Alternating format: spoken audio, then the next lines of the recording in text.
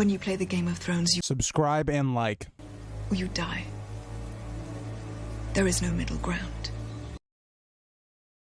All right, hello YouTube. Welcome back to the Grease Goblin YouTube channel. Today's video, we are going to be talking about Arya V, A Game of Thrones. And unfortunately, this is a chapter where when you take on this type of project, where you're reviewing an entire book or an entire series, it's one of those chapters that is one of the best of the entire series, but it's also like one of the most depressing ones because it's a major character that is leaving your series. So for Ned, you know, he's a character that, for me, I've been doing this project for about a year and a half now, and Ned is a very prominent character. He gives a lot of focus to this first book, so you spend a lot of time with the character. It's just a really weird feeling. You know, I talked about this in his last POV chapter, but now this is his last chapter that we ever going to see him, you know, in the book. And so it's a really somber feeling. But let's get into Arya V, not waste a lot of time, and let's get into page 716. We start with Arya on the Street of Flowers, smelling the aromas of bread and such, but that is not quite Arya's priority, as she sneaks up on a pigeon. The pigeon tries to fly, but Arya quickly hits it with her wooden sword and snaps its neck. Now, there's a lot of things that we can already kind of see from this opening page. I think it's, you know, Arya is one of those characters where you can almost forget that she exists, right? Like, as all these other things are going on that are much more major in terms of Robb rallying the North, Tyrion, you know, in the Battle of the Green Fork, Daenerys with Drogo, and, you know, his passing and all of that stuff, you can almost forget about Arya, right? Like, she is basically a captive in King's Landing right now. She's not exactly a captive of anybody else, but she's on the run. And so you almost get that feeling even in her last chapter as well, in terms of all the stuff that's happening with Ned in King's Landing, that you almost forget about her. And so you come back with this character, and time has passed, like you can tell. And so you almost get this feeling of, wow, Arya's been able to survive for quite a long time without being spotted. It really builds upon all that training that she's kind of gotten in, you know, her training with Syrio. How she is a character that has a really good survivability instincts on what she should be doing, what things are going on. And so here we can tell that she's grown very desperate, right? Trying to kill pigeons, whether that be for food or trading and such. But not only that, right? We can see why she's using a wooden sword. We know that she has a needle, right? That was established in the last chapter for Arya. But if she goes around wielding that sword, that's a castle forged sword, it's very valuable, especially where she is right now. That would send off a lot of warning signs to people to rob her and things. And so using a wooden sword is actually a really smart thing to do if you're Arya. And we'll kind of talk about that a little bit as we go forward in this chapter. But a Septon was looking at her weirdly as she was doing this, but Arya knows that this is the best place to catch them. They come for the crumbs, but at this she notes a cart with tarts on them, and her stomach began to rumble. Again, it makes sense, right? Birds also need to eat, and what better place than where kind of food is made in terms of, you know, bread and things like that. Makes perfect sense, but it also makes Arya look even better given that she realizes those things. But that gets us into page 717. And yeah, one thing I want to talk about at the beginning of this chapter that I think gets kind of forgotten about, because again, the main point of this chapter is about Ned's fate, not exactly Arya, is kind of the things that we see in the first half of this chapter where she's trying to survive in King's Landing. And this is kind of that warning sign of what we're going to get with Arya in the future, showing us what the people of Westeros deal with on a daily basis of how they're trying to survive. Why do people commit crimes that maybe lead them to going to the wall with Jon? I think this is a great chapter that kind of connects all of those things and is foreshadowing to what we'll see with Arya. But in page 717, she asked if she could have anyone would do, but the man did not like the look of her and said 3 coppers for one. Again, you got to remember, this is a man trying to make a living. He's not going to give away these for free, right? You know, we may love Arya and want her to do well and all these things, and you can understand her being hungry. That's kind of established right away, but it's still a man trying to make his own living. So, you know, you understand why Arya doesn't get handouts, right? It goes back to that thing that I think parallels really interestingly with Catelyn. We talk about Catelyn when she goes to the Crossroad Inns, she used to get, you know, sweets. And that's just not the case for poor people that don't have that privilege. And it really is that nice little tie-in that you almost don't remember that we get from Catelyn at the middle of this chapter in terms of her remembering her childhood. Just an interesting little parallel there. But Arya knew that she did not have the 3 coppers, but the temptation of the tarts were strong. She tries to use her lessons from Syrio to see, and she notices the man is short and fat. It seems he also has a bad leg. She could try to steal one, but at that moment, the man dissuades her of it, as the gold cloaks will catch her if she does. It's interesting, given the fact that we know Arya is a character that does have a, fairly good upbringing in terms of, Ned being her father and instilling those values into her. And she even thinks about, stealing is not a good thing, but she can't remember why. I want you to now put yourself in the average position of a person in this world who maybe doesn't grow up with food and all those things, not being, integrated into those moral high grounds and all that stuff. You're just trying to survive. And so I think that's an interesting little mark here that Arya in a couple weeks has been kind of brought down into this, I need food. I am willing to steal, even given the risk. But it also points to this man that this is not a, uncommon occurrence. People try to steal from him quite a lot, just given how quickly he picks up on all this. But Arya glanced back at the two men on the wall. They did not pay her any attention, but she had been staying far away from them and the Red Keep as possible. She could still see the heads mounted above, again, of the people of the Stark household and things like that. And it just makes sense if you're Arya. You don't want to take any chances, right? Nobody's recognizing you, of course, but at the same time, you don't really want to poke the bear, right? You better play it safe. Arya knew that the talk of Flea Bottom was the Gold Cloaks had thrown in with the Lannisters, and their commander had been given a seat on the Trident in a position on the council. Yeah, we see all of this happen in Sansa's last chapter, so it just makes sense, right? And if you're Arya, you're thinking, yeah, this kind of justifies why I wasn't trusting the Gold Cloaks in her last chapter and all of that. But she also hears more rumors, and this is where I think more of the interesting part of this section comes out of here. The people of Westeros really don't know what's going on, right? It's so many rumors in which you have all these different people trying to figure out what's actually going on that you just see different things happen, right? Very similar to A Feast for Crows with the rumors of Daenerys and Tywin and all these things. You see that here, right? Where people aren't sure how Robert died. It's for certain that Robert died given the bells tolling for a day and night, but how did he die? Some people think it was Ned who killed Robert, or Renly who killed Robert in some quarrel, or even Robert was poisoned by Varys. But again, they all kind of had in common that Robert was now dead. But it really goes to show how a public can be manipulated because they have so little information, right? This is not nowadays, right? Nowadays, we all have cell phones. We all have, access to all books and can read, and we can find information if we want to and really figure out probably what could have happened. Here, that's just not the case. It's hearsay, right? It's a servant telling this person. It's just going down. And the more people learn about this and hear it from secondhand sources and all these things, the more that information is going to kind of get a little mixed up. And you're going to start hearing stories like, yeah, Ned tried to kill Robert, or Renly tried to kill Robert, even though Renly doesn't make really much any sense for him to do so. But that gets into page 718. All she wanted to do was go home, but that seemed impossible. War was on every lip. For now, she was doing her best to find shelter, whether that be on a roof or in a stable. Yeah, things are going really desperate. I remember we're hearing all these battles going on in the Riverlands.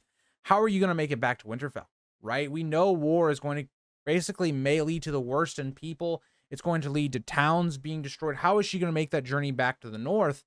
And she feels stuck, right? Because now the city is kind of on high alert for not only her, but you have all these other different factions that are leading to war, right? Whether that's going to be Stannis in the future or Renly in the future, Robb versus the Lannisters right now. Everything is kind of on high alert. It's really difficult to try and get away. But as of right now, Arya is trying to just survive. Every day since her escape, she had looked at each of the 7 gates leaving the city. Again, it just shows Arya's resourcefulness, right? Trying to continue to find some weak point to escape. But she notes that 3 were openly closed and not even being used. 2 were only open for people to enter, and the 2 remaining were heavily guarded by Lannister men who heavily questioned and searched all those leaving the city. So there's one thing that we can say here for certain. At least Cersei did a pretty damn good job of making sure Arya couldn't just escape, or people that they wanted to capture were not going to just escape. Now, that isn't truly the case with someone like Barristan, for instance, but at least here, she's making it very difficult for Arya to escape, because Arya is going to have some reason and rationale to be able to get out of the city, right, without people recognizing her and questioning her and finding out who she is, right? And so that's the difficult part that Arya is faced with at this time. She thought about swimming the Blackwater Rush, but that also seemed impossible, and she had no money to hire a ferry or get passage on a ship. Again, you also have to remember that Arya's quite small, right? I don't think she would survive this journey at all. And also, again, she has no money. So that just seems out of the question as well. Her father had told her not to steal, but it seemed harder to understand why. If she did not escape soon, who knows what would happen? She was not hungry most days, but the pigeons seemed to be making her sick, as in the early days she had been forced to eat the meat raw. Again, that is kind of horrifying to think about, right? She's so desperate that she's eating pigeon raw, not even cooked. She feels it in herself. She's growing weaker. She's growing more sick. She knows she can't live like this forever. And that's kind of the biggest part of this, is that, you know, when you get to that point where you realize maybe you can only steal, that's your only hope of survival, it is quite interesting, right? If you think about, for instance, like Varys's background, all this stuff is very interesting in that regard. And Flea Bottom, she was trading her pigeons for stale bread and bowl of brown. But Arya notes it wasn't so bad. It did have barley and vegetables in it, and she tried not to think of the meat as once it had been some sort of fish. Again, this just seems like they're throwing in anything they can for whatever. And it's probably not great quality. It's probably things you don't want to be in your body. It's kind of like, for instance, I love McDonald's, but do I want to know what's in McDonald's food? No. It's probably one of those situations. But yeah. That moves us on to page 719. But the issue was not the bowl of brown or the stale bread. The issue was they were crowded. You know, these pot shops with these bowl of browns. You got to think about all of these, you know, really poor people. And this attracted attention, right? Because many people would see her clothing and many would stare at her. And even some followed her. But to this point, no one had caught her. But yeah, Arya looks very suspicious, right? She's kind of this kid wandering around alone, but she seems to have nicer clothes. She has a wooden sword on her at all times. Now, Needle is conceived. Or Needle, you know, people can't see because she has it under a cloak, more or less. But she just looks very nicely dressed for someone that's going to get bowls of brown. It's very interesting. But Arya had been robbed on her first night in her sleep, as her good clothes and silver bracelet she had been planning to sell had been stolen. Again, this just shows Arya needs to be more careful. And also those other things, it's like those could have been really beneficial to Arya, right? If she would have been able to sell those, she could have bought food, maybe gotten some shelter. All of that could have been interesting. But you also could be thinking, well, why doesn't Arya try and get some sort of low-paying job or something like that? And one, she's a kid, so how many jobs would there be available for Arya to maybe find some sort of shelter or something like that? And two, any attention or people asking questions, you know, about where she's from, and these things are going to lead to some issues, right? She doesn't have faceless men training and all that stuff. She is trying to avoid any type of questions about herself at all. But we also noticed that she had slept on Needle, which is the only reason it was not stolen as well. She now concealed Needle and carried her wooden stick in hand to ward off robbers, but even still, some might try her. All this was enough to dissuade Arya of going to the pot shops to avoid the stares and attention she would receive. She thinks about how once outside the city she can find berries and raid orchards for fruits. But one thing she is not thinking about is we just learned that war is spreading. Those resources are not going to be available for very long, right? In terms of just whether it's the Lannisters, whether it's the Starks, whether it's the Baratheons, whoever, those are going to be needed for the war effort, right? These armies are going to be coming through, getting all these supplies for them, foraging.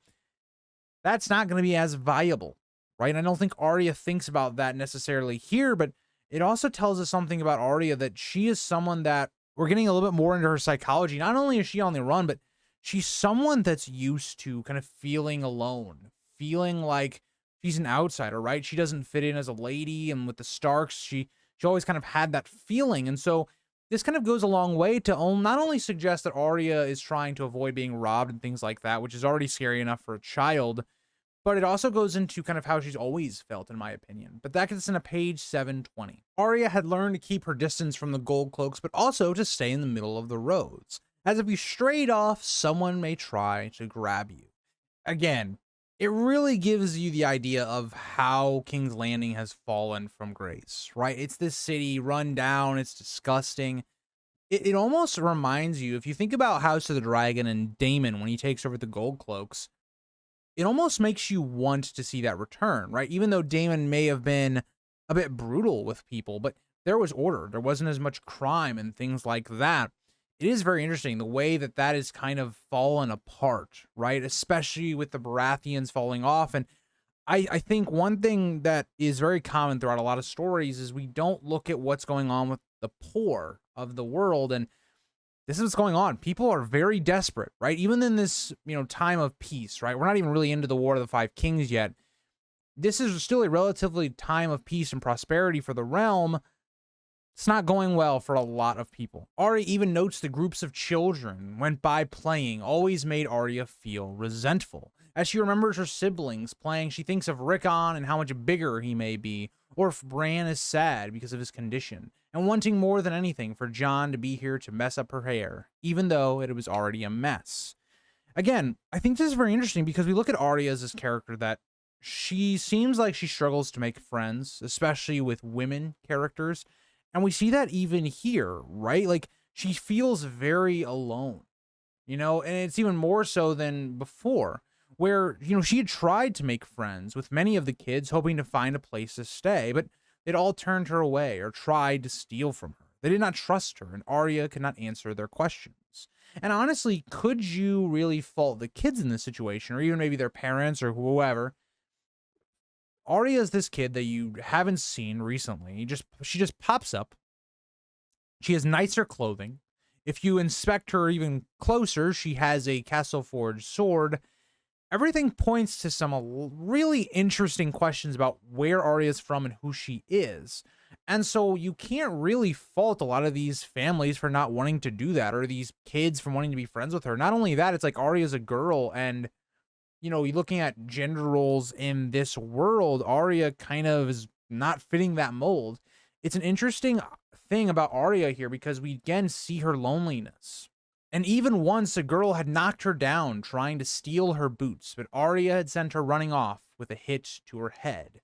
She then sees a seagull, but knows it is too high for her to kill, but it reminds her of old Nan and the adventures you could have at sea. And she thinks maybe that is the answer. It was on the way to the Mudgate anyway. Now, a couple things here that I think are very interesting. One, could this allude to maybe Arya going west of Westeros? She does allude to it here that, she's always enjoyed those adventures of the open sea and all of that. So maybe that's another little nice note that George knew where this character was going by the end of the story. Maybe it's just a throwaway line just to get her to go down to the docks. Who knows? We also are going to be seeing Mudgate, which will be very important moving into book 2.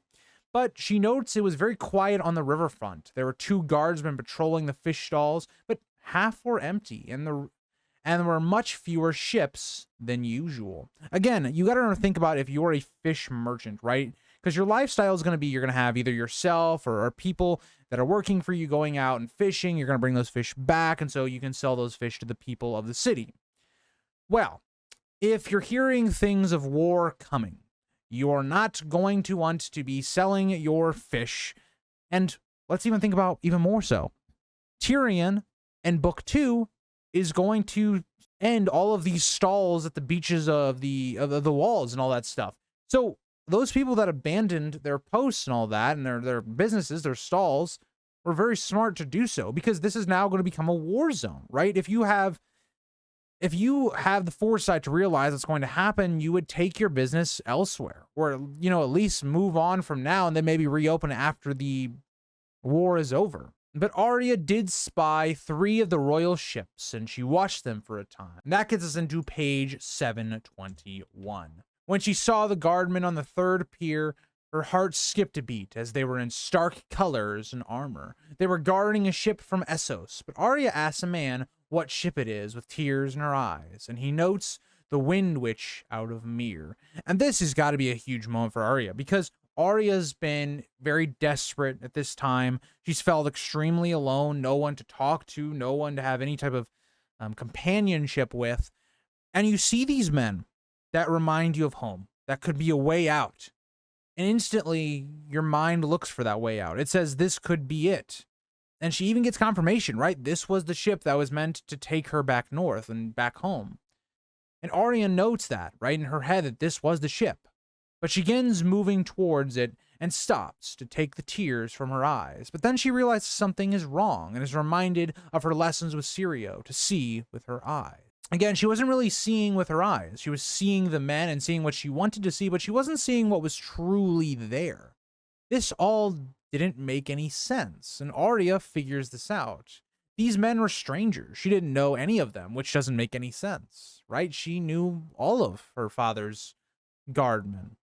But also, it doesn't make any sense that if they were Stark men, why wouldn't they have fled the city, right? They would, of course, have been killed, but these guys were not. It doesn't make any sense. But it's also a really good ruse by Cersei. You would think a child would fall for this, but if it was probably any other child than Arya, they would. Why we talk about this a lot, I think the reason a lot of us like Arya is because she's a much more grown-up child than a lot of the children in this world. Sansa is much more realistic in terms of how she acts as a young adult, or not even a young adult, still a child, but trying to grow into, a teen and an adult. She is much more normal. Whereas Arya is not. Arya has a lot more wisdom in terms of, her street smarts and things like that. And I think that's why a lot more of us resonate with that character, as well as Arya is just not awful to people, but, But at this moment, before she could go away from them, one of them asks what she wants. And instead of bolting like she wanted to do, she asks him if he wants to buy a pigeon and he tells her to be gone. Again, this is a big moment, right? Because these people are basically hired to more or less get Arya. And so if Arya makes some sort of suspicious movement or seems distraught by this situation, it's going to rouse some suspicion. But if Arya, looking like the beggar girl she is at this point, offers them a pigeon, they're going to be like, oh, she's just some random peasant, right? And that's exactly what ends up that's what ends up happening. She then flees to Flea Bottom quickly and takes in the awful smells of the place. But at that moment, she realizes her pigeon is gone. Either it fell when she was running or was stolen. She wanted to cry as she had gone all the way to the Street of Flour to catch a fat pigeon. And yeah, if you're Arya here, this is a brutal blow, because not only is this helping you survive in terms of your meal, like you actually being able to eat for the day, it just makes it to where it's got to be so frustrating because there's nothing she can do really, right? She's just stuck.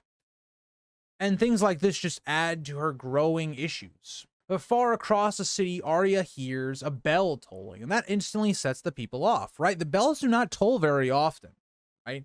And so what does this mean? You have all these people already thinking of all the rumors going off, and a woman even asks if Joffrey has died now. But the man corrects the woman, saying one bell tolling is a summons. The woman asks who has died, then if not the king, and the man reiterates it is a summoning. As boys run past, and Arya asks them instead what is going on, and she finds out the gold cloaks are bringing Ned somewhere, and this friend thinks they will kill him, and that they will kill him. Now, let's kind of retrack a little bit to go kind of into, a first reader's head as what's going on here. So you got to remember the last chapter we get with Ned, it seems like he's made a deal with Varys and Cersei to basically plead that he was guilty and he was trying to take the throne from Joffrey, and Joffrey is the legit heir, right? That's everything that's been set up with Sansa and Ned.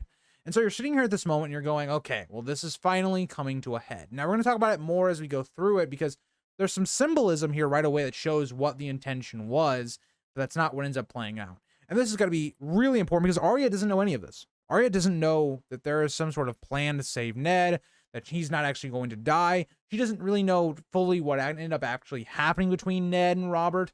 So this is a big moment for Arya. As this catches Arya off guard, she stumbles and trips, causing her to bruise and scrape her leg and half of her fingernail to have fallen off, as blood is all over her hand. And that gets us into page 723. She then hears someone shout to make way for the Lords of Redwine, and she spots the twins, who she thinks Sansa and Jane Poole used to make fun of, but they look deadly serious today. Everyone was moving in the same direction, so she followed them, clutching her broken fingernail and limping along. Arya hears they are taking him to Baelor's Sept, and they are going to kill him for his crimes, and how he killed Robert, which Arya tries to say no, but they talk over her, as one says it was Renly that did it. But the man says that Renly would never. He was a fine lord. Now, there's a lot we can take from just this part of it. So the first one, if we're taking Ned to Baelor's Sept, there should be some alarms going off if you are Arya. There's not really supposed to be an execution on the Sept of Baelor, right? We know that that's a big no-no when we get to a Feast for Crows, especially with the Faith. But in terms of what that should be saying, is that should be saying we're getting some more or less a ruling, not exactly Ned's execution. If they were doing Ned's execution, they would not have done it there. So that's one thing that's interesting here. But another thing that's very interesting as well is the people loving Renly, defending Renly even though they don't know what Renly did at all, right? Because all they know is Renly fled in the night. And so it shows that Renly is quite right in a lot of ways, that people do really like him, that he has a very good reputation. And so that's something that's going to be another building block for going into book 2 in terms of getting to why so many people support Renly and why Renly believes that he has a claim to the throne. But that gets us into page 724. By the time they reached the Street of Sisters, they were packed shoulder to shoulder. She allowed the stream of people to carry her atop of Visenya's hill to the white marble of Baelor's Sept, where the bells were the loudest. I've always found it quite interesting that on Visenya's hill, the one who hated the faith the most, that's where they put the Sept of Baelor. It is very interesting that the Sept of Baelor was not placed maybe on Rhaenys' hill or something like that, but on Visenya's, where her son was the one that really ended a lot of the faith's major power. Always an interesting little note there. Arya squirmed her way through the people, trying to get to the front, or to get to a better place to view what was happening. Some were climbing on a wagon, but she was forced to a statue of Baelor, and she climbed up on it, sitting in between the king's feet. And that was when she saw her father. He was dressed richly, again to show that he was being dressed and or groomed for this public display, as this is meant for Cersei as to basically be a PR statement, right? We've heard all these rumors. Nobody really knows exactly what happened. And so this is supposed to just put all the blame onto Ned and make Joffrey and the Lannisters look really, really good, especially with the war effort going, forward. It's going to paint Robb in a really bad light because his father basically confessed to the crime. But also, something we also see is that Ned has grown notably thinner.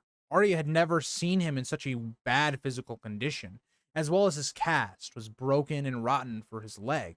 And this is why I always go to the idea that even though Ned could have lived on after this, right, if Joffrey hadn't killed him, I do find it very likely that Ned would have died on his journey to the Wall, given his really bad health condition in terms of not getting proper health care. He wasn't being fed really well. I think it's actually quite likely he would have died anyway. Maybe like an infection type thing like Drogo, but I always want to point that out here. But at this, the High Septon stood behind him, very fat with his crown of gold and crystal. She also saw many other knights, Joffrey dressed richly with his crown upon his head. Also, she spotted Cersei close behind, wearing mourning clothing. That gets us into page 725. She saw others as well, like the Hound in his new white cloak and dark gray armor, with 4 of the other Kingsguard. She also saw Varys and Littlefinger, who she was not sure he was actually Littlefinger, but figured he was the one who had fought a duel for her mother. This is an interesting note that George brings up here.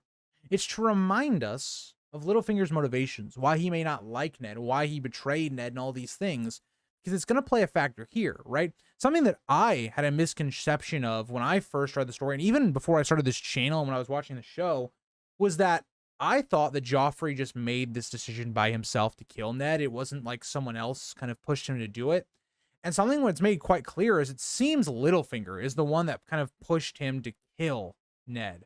So I find that very interesting here in terms of the way Arya looks at him, seeing him compared to the others. But lastly, she sees her sister dressed very nicely. But Arya's angry to see how happy Sansa appears to be. Again, let's put this into perspective of Sansa now.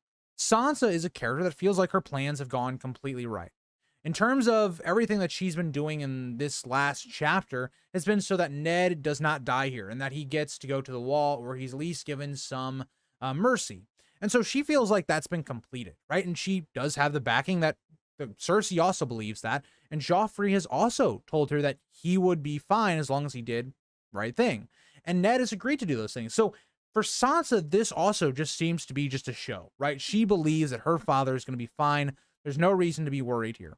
And Arya just doesn't get that because she doesn't know what's going on. And so this is one of those moments where I'm trying to look into Sansa and her mind even more, and that's kind of what I would think she would be feeling. Maybe a little bit of jitters and nerves, but she overall would probably think the situation is going to go fine.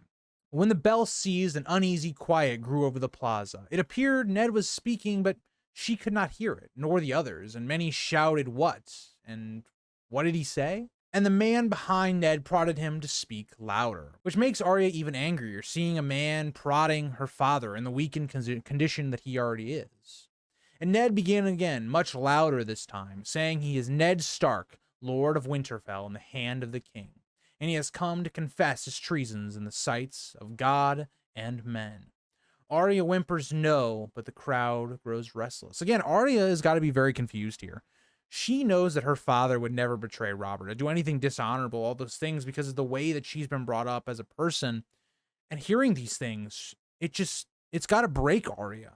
Is her father breaking under all these conditions? Is he losing his mind? Did he actually betray Robert? There's so much that Arya just doesn't understand here, and it's breaking her as a person, which I think it would break anyone, watching their father or their parent be put in this awful position. The crowd grows restless at him, yelling at him. Again, Robert was a fairly liked king because of peace and all these things.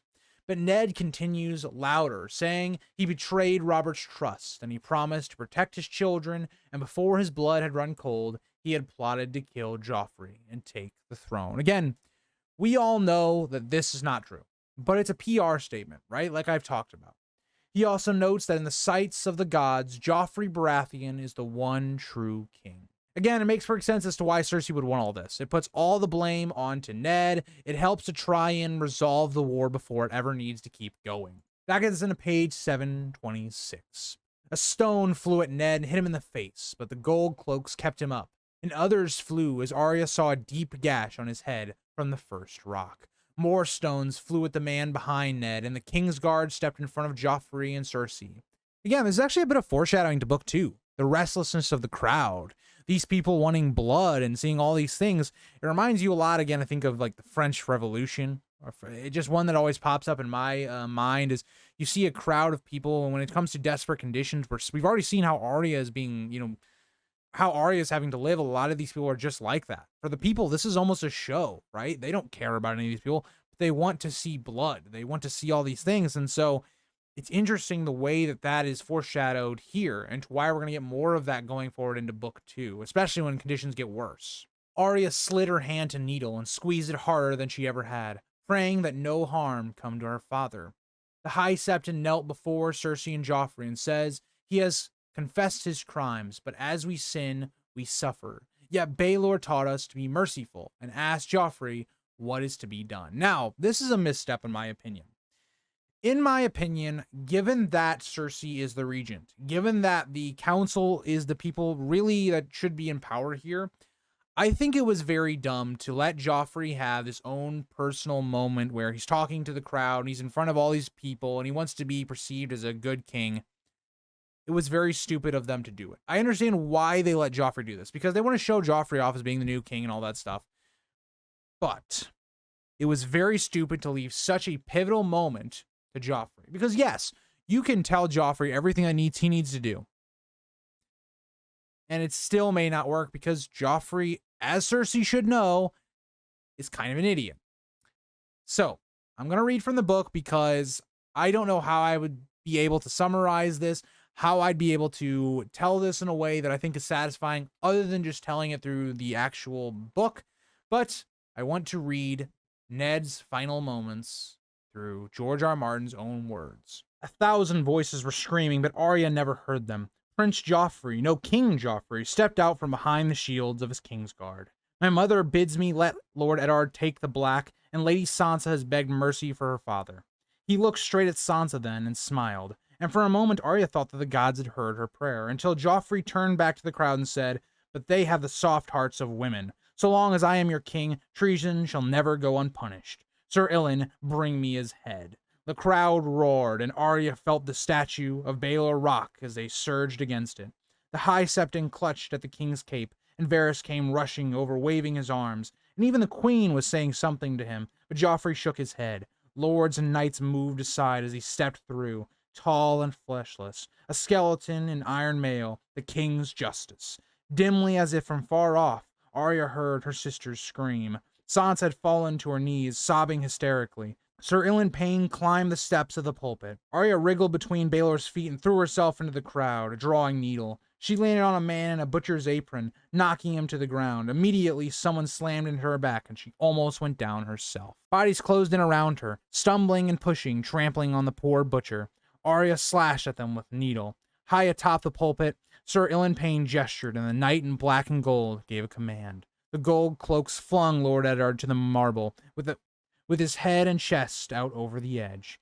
"Hear you," an angry voice shouted at Arya, but she bowled past, shoving people aside, scoring between them, slamming into anyone in her way. A hand fumbled at her leg, and she hacked at it, kicked at shins. A woman stumbled, and Arya ran up her back, cutting to both sides. But it was no good. No good. There were too many people. No sooner did she make a hole than it closed again. Someone buffeted her aside. She could still hear Sansa screaming. Sir Ilan drew a two-handed greatsword from the scabbard on his back. As he lifted the blade above his head, sunlight seemed to ripple and dance down the dark metal, glinting off an edge sharper than any razor. Ice, she thought. He has ice. Her tears streamed down her face, blinding her. And then a hand shot out of the press and closed round her arm like a wolf trap. So hard that needle went flying from her hand. Arya was wrenched off her feet. She would have fallen if he hadn't held her up as easy as she were a doll. A face pressed close to hers, long black hair and tangled beard and rotten teeth. "Don't look," a thick voice snarled at her. Arya sobbed. The old man shook her so hard her teeth rattled. "Shut your mouth and close your eyes, boy." Dimly, as if from far away, she heard a noise. A soft sighing sound, as if a million people had let out their breath at once. The old man fingers dug into her arms, stiff as iron. "Look at me. Yes, that's the way of it." Sour wine perfumed his breath. "Remember, boy." And that is, unfortunately, the end of Ned Stark's life. It's a really great way. It's one of those situations in which George R. R. Martin just takes an absolute punch at us. We're all sitting here expecting everything to go fine, right? This is the first book of a Game of Thrones. We've been given all the signs that, yes, this is no traditional fantasy story in which your main character will get out of everything or the good guys always win.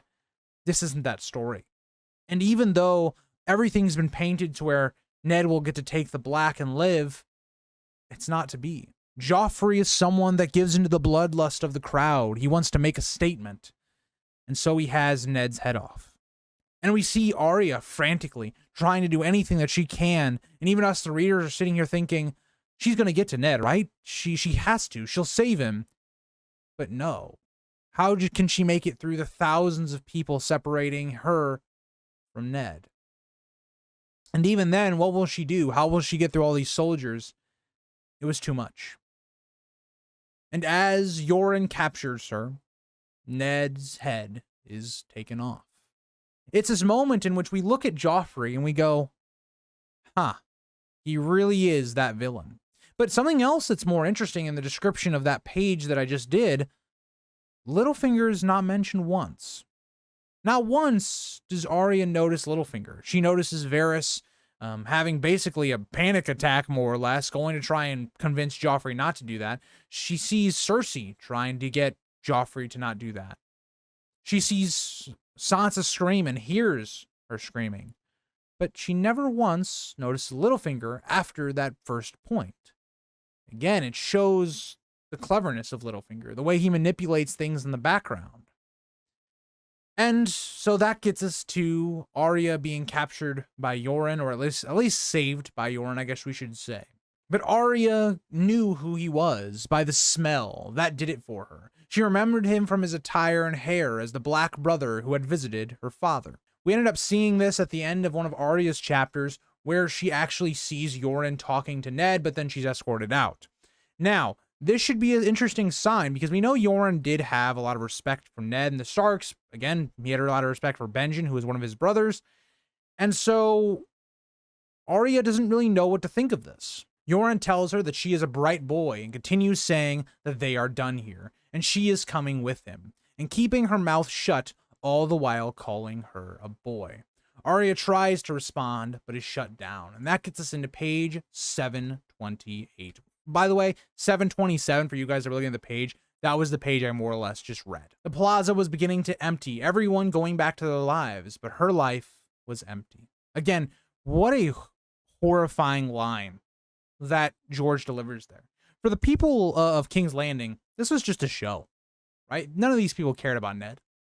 This was a show to them. And for Arya, her whole world is gone. Not only has she felt alone for a long time, even when she was, just, with Ned and Sansa at King's Landing, or even back home, she's felt very alone. But now one of the few people that she felt like she could talk to, that she could trust, is gone. How does a child deal with that loss? She feels empty, a very human response to that. She did not remember Yoren finding Needle, but he handed it back to her, hoping that she can use it. She started to say that she was not a boy, but Yoren cuts her off, saying she is not a smart boy, as he yanks her hair and has a knife in his hand. The blade flashed past her face, but she tried to kick, doing anything, but she felt it in her scalp as the tears fell once again. Again, this is quite a big cliffhanger for Arya in this book, right? We do not see Arya again until A Clash of Kings. And in terms of if you're a reader that doesn't really fully understand what's going on here, or remember even who this is specifically, you might be thinking, did Arya just die here? What's going to happen to Arya? And so we leave Arya in this book. It's just a weird one, right? Because not only, is Ned going to be done for this book or the rest of the series, and it's a haunting way, but it's even kind of getting to that point where, we're having our last chapters for certain POVs of the book. It's just a really weird thing for me, who's been doing this series for so long. And, Arya has not been a huge part of that, especially in this first book, but, definitely one of the best chapters of A Song of Ice and Fire. The way George explains the crowd, the way he explains Arya's internal conflict and everything going on, the way he builds up to this moment where he takes a lot of time in this chapter to build up the way the people are feeling and how that plays into Joffrey trying to almost feed their bloodlust. It's interesting the way this chapter's done. And so I want to thank you guys as we continue getting closer to the end of this book. And can I get RIP Ned in the chat? So I will see you guys all in the next chapter. Bye, guys.